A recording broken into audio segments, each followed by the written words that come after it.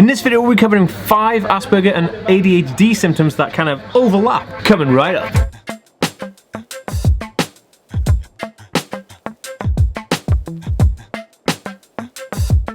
Hey, I'm Dan. I've got Asperger's, ADHD, OCD and dyslexia. I make videos every single week on this type of stuff, so consider subscribing to see more of this type of content. Okay, so we're going to be covering symptoms that you may not realise are actually inherent in both Asperger's Syndrome and ADHD and how they kind of overlap. Hey guys, what's going on? We're actually in the YouTube space here in London today because I'm actually hosting an event. I hope you've had a really good Thanksgiving. I'm here with Alex from the Alex What's blog channel. What's wrong with your hair?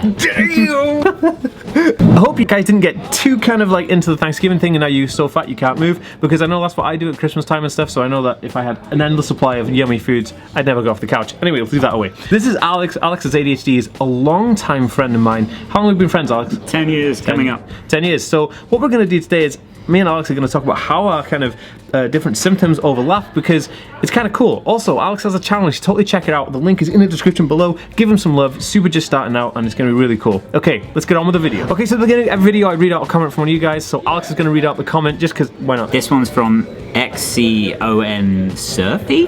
Thank you for this video. You're an absolute hero for our community. Much love and good luck. However, you appear to have lost your shirt in your profile picture. Thank you so much for that. And if you guys want me to read out your comment, make sure you hit that bell icon on desktop and mobile, because I'll be picking from the first 30 commenters on every video to read out one of those comments. Okay guys, literally on with the video. Okay, 5 Asperger and ADHD crossover or overlaps of these type of symptoms. We'll go through them list by list, save the best to last, you know what I'm saying. So the first one is hyperactivity.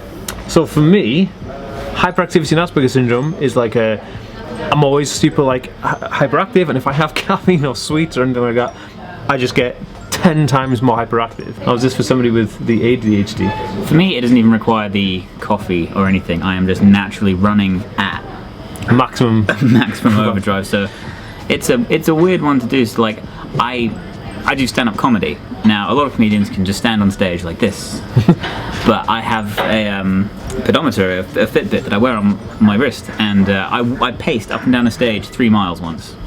Like the most I've done in a night where I was comparing the whole show was 11. Oh my god! Like up and down the stage and around the venue, I did 11 miles because I can't sit still. So if I'm not on stage, I'm not by the side of it watching.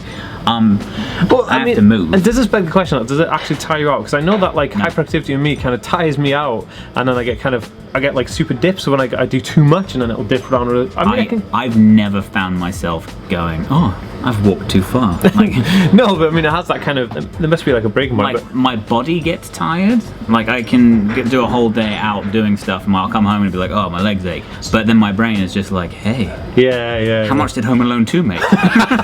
But, like the interesting thing would be what triggers more hyperactivity. You know what I mean? So like, what would you say would be like 1 or 2 triggers that would make it kind of worse than it is normal? Worse? I don't think it's a bad thing, so I don't think it worse. But triggers for my hyperactivity are things I enjoy.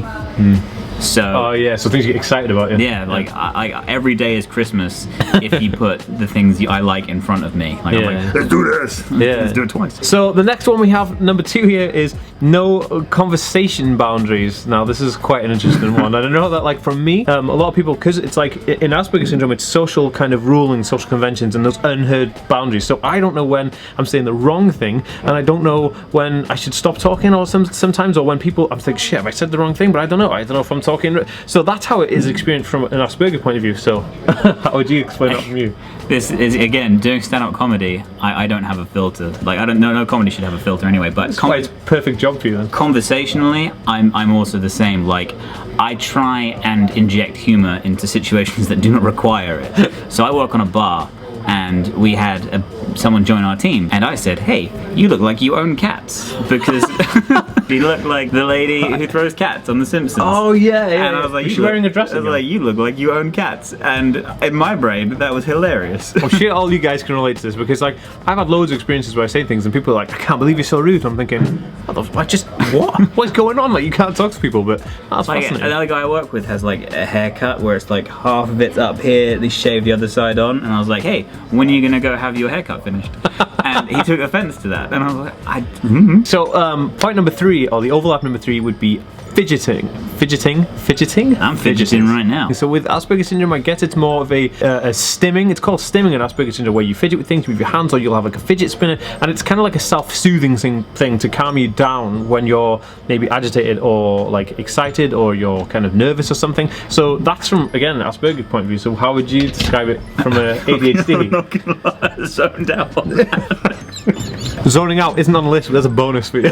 Fidgeting. Fidgeting, it comes down to I don't realize myself fidgeting as much because I'm always doing something. I don't necessarily count it as fidgeting. Like some people, I build Lego, and to some people that's fidgeting. But like when I don't sit still long enough for my hands to be like, we need to be doing something. No, but is it one of those things where like you've got so much kind of energy, you kind of get it out any way you can? So fidgeting is another way of kind of expressing energy or doing something because you're always wanting to be like. I do this, like mid conversation, I'll just start doing. We that. can make a jam out of this.